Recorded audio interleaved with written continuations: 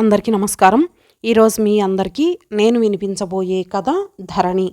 రచయిత వెంపరాల వెంకట లక్ష్మీ శ్రీనివాసమూర్తి గారు. ఇక కథలోకి వెళితే, ఏమిటి ధరణి నువ్వు చెప్పేది? నీకేమైనా బుద్ధుందా? నలుగురికి తెలిస్తే నవ్విపోతారు. దానితో పోతుందా ఏమిటి? తెల్లారి లేస్తే వీధిలో తిరగగలమా? నలుగురికి మొహం చూపించుకోగలమా? ఏదో నీ కర్మకాలి, నీ మొగుడు ఆ యాక్సిడెంట్లో పోకపోతే నీకు ఈ కర్మ పట్టేది కాదు కదా. పూర్తిగా 4 సంవత్సరాలు కూడా నిండని కూతురు, దానికి ఇప్పుడిప్పుడే జ్ఞానం వస్తోందని చెప్పాలి. ఈ విషయం తెలిస్తే దాని చిన్న గుండెలో ఎన్ని అలజడులు మొదలవుతాయో ఏమైనా గ్రహించావా? అంతగా ఆగలేకపోతే ఎవన్నో ఒకరిని తెచ్చి ముడిపెట్టేవాళ్ళం కదా. ఇదేం పని, ఇదేం చోద్యం? ఆపకుండా భానుమతి తిట్టిపోస్తోంది కూతుర్ని. కళ్ళ నుంచి కారుతున్న నీరు తప్ప ఒక్క ముక్క కూడా రావడం లేదు ధరణి నోటి నుంచి. గదిలో మంచం మీద పడి ఉన్న తండ్రికి మందులందిస్తోంది ధరణి. ఏంటమ్మా అలా ఉన్నావు అన్నట్టు చూశాడు. నోట మాట రాలేదు ధరణికి. పుట్టెడు దుఃఖాన్ని గొంతులోనే మింగేసింది. ఇంతలో బయట నుంచి వచ్చిన తల్లి విసురుగా కూతురు చేతిలోని మందు సీసాని లాక్కుంది. నీ నిర్వాకం చూస్తూ ఊరుకోలేం. ఈ వయసులో ఈ క్షోభని తట్టుకునే శక్తి నాకు లేదు. వీలైతే కడుపు తీయించుకో, లేకపోతే తక్షణమే ఇల్లు ఖాళీ చేసి వేరే ఎక్కడైనా ఉండి నీ పాటలు నువ్వు పడు, తీవ్రంగా చెప్పింది తల్లి. అక్కడ ఉండాలనిపించలేదు ధరణికి. భారంగా అడుగులు వేసుకుంటూ బయటికి నడుచుకుంటూ వెళ్ళింది. తన చిన్ననాటి స్నేహితురాలు దమయంతికి ఫోన్ చేసింది. జరిగిన విషయాన్నంతా దాచకుండా చెప్పింది. దమయంతికి ఒకంత మనసులో ఆందోళనగానే ఉన్నప్పటికీ స్నేహితురాలి పరిస్థితిని అర్థం చేసుకుంది. తన స్నేహ హస్తాన్ని అందించడానికి ముందుకు వచ్చింది. తన భర్తని ఒప్పించి తన ఇంటిలోని మేడ మీద గది ఒకటి ఖాళీ చేసి అక్కడ ఉండే ఏర్పాటు చేసింది. భానుమతికి ఇదంతా పెద్ద వేదనగా తయారయ్యింది. కానీ చేసేదేం లేక సరిపెట్టుకుంది. తరచూ ఆసుపత్రికి వెళుతూ చెకప్లు చేయించుకుంటూ తన ఆరోగ్యాన్ని, కడుపులో పెరుగుతున్న బిడ్డ ఆరోగ్యాన్ని జాగ్రత్తగా చూసుకుంటోంది ధరణి. తనకి కావలసిన అన్ని ఏర్పాట్లు అందేలా చూస్తున్నారు అక్కడి వైద్యులు. ఇలా ఉండగా ఒకరోజు దమయంతి ధరణిని అడిగింది, ఈ విషయాలన్నీ మీ వాళ్ళకి చెప్పొచ్చు కదా, ఎందుకు అసలు విషయాన్ని దాచి దోషిలా బతకటం అంది. చెప్పొచ్చు, కానీ చెబితే ఒప్పుకునే అంత విశాల హృదయం వాళ్ళ దగ్గర ఉందని నేను అనుకోవటం లేదు. మా నాన్నగారికి విధి వైపరీత్యం వల్ల పక్షవాతం వచ్చి కాలు చేయి పనిచేయకపోవటంతో నోటి మాట కూడా పడిపోయింది. ఒక్కసారిగా మా జీవితాలు వీధిన పడ్డాయి. అసలే అంతంత మాత్రం బతుకులు, దిగువ మధ్యతరగతి కుటుంబం. నాన్నది చాలీ చాలని జీతంతో పనిచేసే ప్రైవేటు ఉద్యోగం. సింపుల్గా చెప్పాలంటే రెక్కాడితే గాని డొక్కాడని బతుకులు. ఊహించని ఉపద్రవానికి ఉప్పెన తోడైనట్టు మా నెత్తిన పిడుగుపడ్డట్టయింది. అప్పటికే భర్తని కోల్పోయి వాళ్ళ నెత్తిన కుంపటిలా మారిన నాకు అసహాయమైన పరిస్థితిలో ఉన్న తండ్రిని చూసి నిస్సహాయ స్థితిలో కూరుకుపోయాను. ఓ పక్క సరైన చదువు లేక, చేయడానికి పని లేక తిరుగుతున్న తమ్ముడు. ఈ పరిస్థితులన్నిటినీ తట్టుకోలేక తనువు చాలిద్దామనుకున్నాను. నిద్ర మాత్రలు మింగాను. కానీ నాకు చావు దూరమయ్యిందో లేక నేనే చావుకు దూరమయ్యానో మొత్తానికి ఇలా బతికాను. భగవంతుడు నాకు ఈ విధంగా సహాయపడే అవకాశాన్ని కల్పించడం కోసమే నన్ను బతికించాడులా ఉంది. ఆ ఆసుపత్రిలోని రమ అనే డాక్టరు నా పరిస్థితిని పూర్తిగా అర్థం చేసుకుంది. నీకు మనస్ఫూర్తిగా సహాయం చేస్తానని ఆత్మీయంగా చెప్పింది. నువ్వు చేసే పని ద్వారా 2 కుటుంబాల్లో వెలుగులు నిండుతాయని పూర్తిగా వివరించింది. నేనున్న పరిస్థితిలో నాకు కూడా ఇది అనివార్యంలా అనిపించింది. సరోగసి ద్వారా నువ్వు ఒక బిడ్డకు జన్మనివ్వాలని, అలా ఇవ్వడం ద్వారా సంతానం లేని ఆ దంపతులు ఎంతో ఆనందాన్ని పొందుతారని చెప్పింది. వాళ్ళిచ్చే ఆర్థిక సహాయం ద్వారా నా కుటుంబం కష్టాల కడలి నుండి గట్టెక్కుతుందని అనిపించింది. నాకు ఇంతకు మించి మరో దారి కనపడలేదు.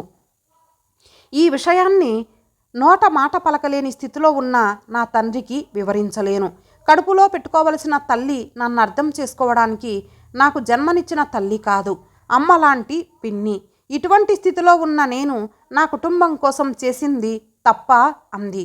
ధరణి, నువ్వు నిజంగా సార్థక నామధేయురాలివి, స్త్రీ లోకానికే మణిపూసలాంటి దానివి అంటూ ధరణి తల మీద మృదువుగా నిమిరింది దమయంతి. ఇంతటితో ఈ కథ సమాప్తం. మరొక మంచి కథతో కలుద్దాం. అంతవరకు సెలవు. నమస్తే. అందరికీ నమస్కారం. ఈరోజు మీ అందరికీ నేను వినిపించబోయే కథ పదవీ విరమణ కానుక. రచయిత భామాశ్రీ గారు. ఇక కథలోకి వెళితే, పదవీ విరమణ సభ పూర్తయిన తర్వాత కారులో ఇంటికి వచ్చి దిగుతున్న రామం చేతిలో పూలదండ ఉంది. వసంత జాగ్రత్తగా దిగు అనగానే అతనితో పాటు వచ్చిన ఆమె కూడా చేతిలో పూలదండతో నెమ్మదిగా దిగుతుంది. వెంటనే ఇద్దరు చెరో దండ పట్టుకొని అడుగులో అడుగు వేసుకుంటూ నెమ్మదిగా వస్తున్న వాళ్లను చూడగానే కాంతమ్మ మనసు ఏదోలా అయిపోయింది. అది చూసిన కాంతమ్మ, ఎప్పుడు ఎవరో ఒకరిని తీసుకువస్తాను అంటే ఏదో అనుకున్నాను, కానీ నిజంగా ఇలా తీసుకువస్తాడని అనుకోకపోవడంతో ఒక్కసారిగా కరెంట్ షాక్ తగిలిన కాకిలా విలవిలలాడిపోయింది. అయినా వెంటనే తేరుకొని, ఎవరి టక్కులాడి ఎక్కడ దొరికింది? ఈ వయసులో నా ముసలాడితో దండలతో దిగావు, ఎవరివే నువ్వు అని పూనకాలు లోడింగ్ చేసింది. నువ్వే కదా ఉదయం నీ ఇష్టం వచ్చిన వారిని తీసుకురమ్మన్నావు, నేను తీసుకువచ్చాను అన్నాడు రామం. ఏదో మాట వరసకి అన్నంత మాత్రాన ఇలా చేసేస్తారా అని ఏడుపు ముఖంతో అంది. ఏ రోజైనా భర్తను భర్తగా చూసావా? నాకు కావలసిన మంచి చెడులు పట్టించుకున్నావా? అంత మాత్రానికే మీ ఇష్టం వచ్చిన వారిని తీసుకొస్తే ఊరుకుంటాననుకున్నావా? ఊరుకొనక ఏమి చేస్తావు అన్నాడు. ఏమి చేస్తానో చూడు. మా తమ్ముణ్ణి, మా చిన్నాన్నను రమ్మని వెంటనే పిలుస్తాను. వాళ్ళు వచ్చి మీకు ఈ వయసులో ఇలాంటివేంటోనని కడిగేస్తారు అని చేతిలో ఉన్న సెల్ ఫోన్ తీసి తమ్ముడికి ఫోన్ చేసి, వెంటనే నువ్వు చిన్నాన్న రా అని ఏడుస్తూ కోపంగా అంది. ఇంతకీ ఏమయ్యింది అన్నాడు వాళ్ళ తమ్ముడు. ఇక్కడ కొంపలు మునిగిపోతున్నాయి. మీ బావ ఎవరో బజార్దాన్ని దండలతో తీసుకువచ్చాడు. కంగారు పడకు, ఇప్పుడే చిన్నాన్న నేను బయలుదేరతాము అని 5-6 కిలోమీటర్ల దూరంలో ఉన్న తమ్ముడు బంగార్రాజు వాళ్ళ చిన్నాన్న సాంబయ్యను వెంటబెట్టుకొని బయలుదేరాడు. ఇంతలో ఆమెకు జరిగిన సంఘటనలన్నీ ఒక్కొక్కటి కళ్ళ ముందు కనిపించాయి. రామాపురంలో రామం అనే పోస్ట్ మ్యాన్ ఉన్నాడు. భార్య, 3 పిల్లలతో జీవితం ఓ మాదిరిగా సాగిపోతోంది. భార్య అయినదానికి కానిదానికి సతాయిస్తూ ప్రతిదానికి పెడార్థాలు తీస్తూ విసిగిస్తూ ఉంది. అలా వారి కాపురం 3 గొడవలు 6 పరిష్కారాలుగా సాగుతూ ఉంది. వయసుతో పాటు చాదస్తం పెరిగిపోయి భర్తను పట్టించుకోకుండా తన ఆలోచనలతో తాను బ్రతికేస్తుంది. చాలా కాలంగా ఓపికగా ఉన్నాడు రామం. ఎన్ని చెప్పినా తనలో మార్పు రాలేదు. ప్రతిసారి వేలాకోలంగా నిన్ను విడిచిపెట్టేసి వేరే ఎవరో ఒకరితో సహజీవనం చేస్తాను లేదా తీసుకువస్తాను అనేవాడు. ఎవరొస్తారంట ఈ సోగ్గాడికి అని సాగదీస్తూ అనడమే కాకుండా తీసుకు తెచ్చుకోండి అని అనడం వారిద్దరి మధ్య అలవాటుగా మారింది. పదవీ విరమణ రోజు తనతో పాటు రామం రిటైర్మెంట్ కార్యక్రమానికి రమ్మని బ్రతిమాలాడు. రానని మొండికేసింది. దానితో ఎప్పటిలాగే, అయితే ఈరోజు ఎవరో ఒకరిని ఆ మీటింగుకు తీసుకువెళ్ళి సాయంత్రం తీసుకువస్తాను అని కోపంగా అన్నాడు. ఈ వయసులో ఎవరొస్తారు అని సాగదీసింది కాంతమ్మ. వయసు చూసి కాకపోయినా నా పెన్షన్ చూసైనా ఎవరో ఒకరు వెంటబడకుండా ఉంటారంటావా అని ఉక్రోషంగా అన్నాడు రామం. ఎప్పుడూ ఇలాగే అంటాడు, ఏం చేస్తాడులే అని తలచి తనకు ఎవరు వస్తారులే అని నమ్మకంతో అలాగే అంది కాంతమ్మ.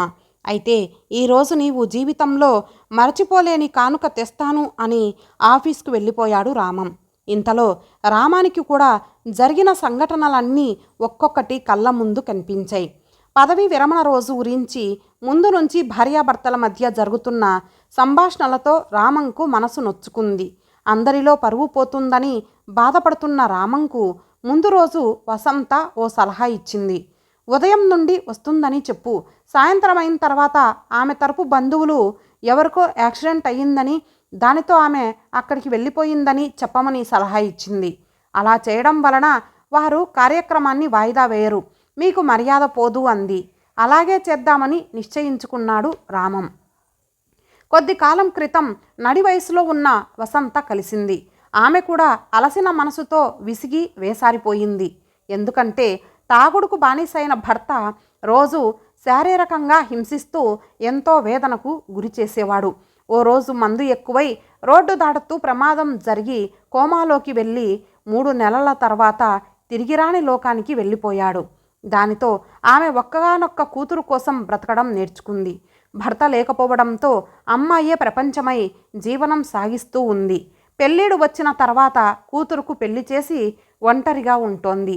ఈ మధ్యకాలంలో వసంత అల్లుడుకు ఇక్కడకు ట్రాన్స్ఫర్ అవ్వడంతో వసంత రామంల మధ్య స్నేహం ఏర్పడింది. అయినా ఆమె జీవితాన్ని ఆరోగ్యంగా ఉంచుకుంటూ ఉల్లాసంగా బ్రతకడం నేర్చుకుంది. ఇద్దరూ ఈవినింగ్ వాక్లో కలుసుకోవడం, నెమ్మదిగా ఒకరి గురించి మరొకరు మాట్లాడుకోవడం జరిగింది. దానితో ఒకరి సమస్యకు మరొకరు పరిష్కారం చూపుకుంటూ అరమరికలు లేని స్నేహంతో ఉంటున్నారు. ఎందుకంటే రామం కూడా మంచి మనిషి, సహాయం చేసే గుణమున్నవాడు. ఆమెను ప్రత్యేకంగా పదవీ విరమణ కార్యక్రమానికి రమ్మని పిలిచాడు రామం. అంతమందిలోకి రావడం బాగోదని తర్వాత కలుస్తానని మర్యాదగా చెప్పింది. అలాగేనని అనుకున్నారు ఇద్దరు. ఈలోపు రామం, కాంతం ఓసారి ఇలారా, కొంచెం టీ కానీ కాఫీ కానీ వసంతకివ్వు అన్నాడు. మీ ఇద్దరికీ సేవ చేయడానికి నేను ఉన్నానా అంది. ఉదయం నీవే కదా పర్మిషన్ ఇచ్చి నీకిష్టమైన వారిని తీసుకురమ్మన్నావు అని ఉడికిస్తూ అన్నాడు. ఏదో బుద్ధి తక్కువై అన్నాను అని కన్నీరు మున్నీరయ్యి అంది. రాము, కాంతం గారిని ఏమనకు, ఆమె బాధపడుతుంది అంది వసంత. వాత పెట్టేలా పెట్టేసి, పూత పూస్తున్నావే వగలాడి అని మరింత కోపంగా ఊగిపోతూ అంది. కాంతం గారు, ఇందులో నా తప్పు ఏమీ లేదు. నీ తప్పు ఏమీ లేదమ్మా, అంతా నా ప్రారబ్ధం అని తలబాదుకుంది కాంతం. నీలో మార్పు కనిపిస్తున్నట్టుంది అని వెటకారం ఆడాడు రామం. ఎక్కడో సంతలో నుండి వచ్చిన వసంత వెళ్ళిపోతే మిమ్మల్ని బంగారంలా చూసుకుంటాను అని కన్నీళ్లు తుడుచుకుంటూ అంది. అలాగే అని ఆమె తల మీద చేయి వేసి రామం నిమురుతున్న సమయంలో కాంతం తమ్ముడు చిన్నాన్న వచ్చారు. వచ్చి రాగానే, చిన్నాన్న ఏమ్మా కాంతం ఏమిటి గొడవ అన్నాడు. ఏముంది చిన్నాన్న, ఇదిగో ఇది ఎవరితో వసంతంట, ఎక్కడో ఏ సంతలో దొరికిందో మీ అల్లుడుగారు దీనిని తీసుకువచ్చారు అని భోరున విలపించసాగింది. ఇంతలో చిన్నాన్న సాంబయ్య వసంతను చూసి, ఏమ్మా బాగున్నావా, ఎన్నాళ్ళయ్యింది నిన్ను చూసి అని ఆశ్చర్యంగా అన్నాడు. బాగానే ఉన్నాను మామయ్య గారు అంది. వెంటనే కాంతం కలగజేసుకొని, చిన్నాన్న ఈ టక్కులాడి వసంత నీకు కూడా తెలుసా అని సాగదీసింది. ఇంతకు నీకు ఈమె ఎవరో తెలుసా అని సాంబయ్య అన్నాడు. ఎవరంటా అని వెటకారంగా అంది. ఈమె నీకు వదినవుతుంది. వదినా అని ఆశ్చర్యాన్ని వ్యక్తం చేస్తూ ఎలాగా అంది. బొంబాయి బాబాయ్ గారి కోడలు. ఏమిటి, బొండం బాబాయ్ గారి కోడలా? అవును, బొండం బాబాయ్ గారి అబ్బాయి. అదే నీకు అన్నయ్య అవుతాడు కదా. వాడు ఈ వసంత లవ్ మ్యారేజ్ చేసుకోవడంతో మీరెవరూ ఆ పెళ్ళికి రాలేదు. అయితే నేను మధ్యలో వెళ్ళడంతో నాకు వసంత తెలుసు. మీ అన్నయ్య వ్యసనాల పాలై ఈ అమ్మాయి జీవితం నాశనం చేశాడు. అయ్యో పాపం, అలాగా అని ఓదార్పుగా అంది కాంతం. మామయ్య గారు, వసంత నాకు చెల్లెలవుతుందని ఈ విషయాలన్నీ తెలుసు అన్నాడు రామం. అయితే మరి గొడవేమిటి అన్నాడు సాంబయ్య. ఏమీ లేదు మామయ్య గారు, ఉదయం ఎవరినైనా తీసుకు తెచ్చుకోమంది కాంతం. నా రిటైర్మెంట్ రోజు కదా అని శుభాకాంక్షలు తెలియజేద్దామని వచ్చింది సోదరి వసంత. నాతో ఈమె రావడంతో నిజంగా ఎవరినో తీసుకువచ్చాను అని ఏడుస్తూ నానా హడావిడి చేసింది అన్నాడు రామం. అయితే సరదాగా ఆట పట్టిద్దామని నా సోదరీమణితో కలిసి చిన్న నటన చేశాను. ఏమిటి, నాటకమాడారా అని మురిసిపోయింది కాంతం. నిజంగా మేము నాటకం ఆడాలని అనుకోలేదు. పదవీ విరమణ శుభాకాంక్షలు తెలుపుదామని ఆమె మన ఇంటికి నడిచి వస్తూ రోడ్డు చివర టర్నింగ్లో కనిపించింది. తెలిసినామె కదా అని కారెక్కమన్నాను. మమ్మల్ని ఇద్దరినీ చూసి కంగారు పడడంతో కాస్త బెట్టు చేశాను అంతే అన్నాడు రామం. నీలో ఈ కళ కూడా ఉందా బావా అన్నాడు బావమరిది బంగార్రాజు. మనిషి అన్నాక కాస్తంత కళాపోషణ ఉండాలి, లేకుంటే మనిషికి గొడ్డుకు తేడా ఏముంటుంది అని ముత్యాల ముగ్గు సినిమాలో రావు గోపాలరావు అన్నాడు కదా. రిటైర్మెంట్ తర్వాత ఖాళీగా కూర్చోకుండా ఏదో కళాపోషణ చేస్తే బాగుంటుందేమో అన్నాడు రామం. ఓరి నాయనో, మీలో ఈ కళ కూడా ఉందా అని ఆశ్చర్యం వ్యక్తం చేస్తూ, వదిన తెలియక కంగారులో ఎన్నో మాటలు జారాను, నన్ను క్షమించు అని వసంత చేతులు పట్టుకుంది కాంతం. రాము అన్నయ్య, కాంతం వదినలో మార్పు వచ్చింది. నీవు తెచ్చిన అసలు పదవీ విరమణ కానుక వదినకు అందించు అంది వసంత.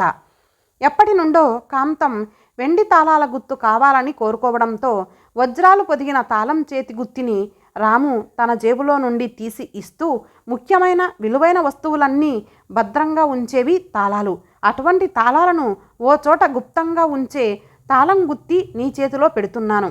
ఇకపై ఇంటి పరువును, బాధ్యతలను జాగ్రత్తగా కాపాడు. అందుకో నా పదవీ విరమణ కానుక అని అందించాడు.